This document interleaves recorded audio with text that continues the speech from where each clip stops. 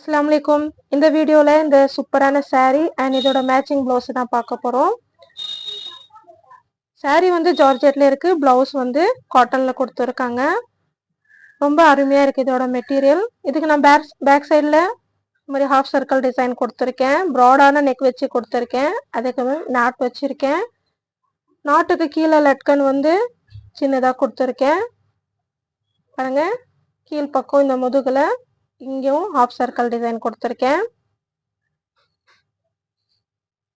இந்த குட்டி குட்டி அந்த ஜரி ஒர்க் இருக்கு இதுல, இந்த டாட் மாதிரி. அண்ட் கைக்கு பாருங்க, கைக்கு ஹாஃப் சர்க்கிள் டிசைன் வைக்க தேவையில்லை, அதுல டிசைன் இருக்கிறதுனால நான் அப்படியே விட்டுட்டேன். இதோட துணி ரொம்ப ஸ்மூத்தா ரொம்ப கம்ஃபர்டபுளா இருக்கும் இந்த வேர் பண்ணும்போது.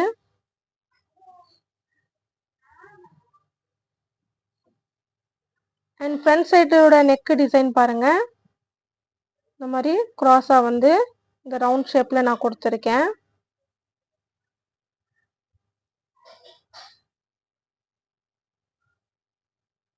கைக்கும் இந்த மாதிரி குட்டி குட்டி ஸ்டோன் வச்சு கோல்டன் கலர்ல வந்திருக்கு. அண்ட் பிளவுஸ் ஃபுல்லாவே இந்த மாதிரி குட்டி குட்டியா அந்த டாட் டிசைன் வந்திருக்கு.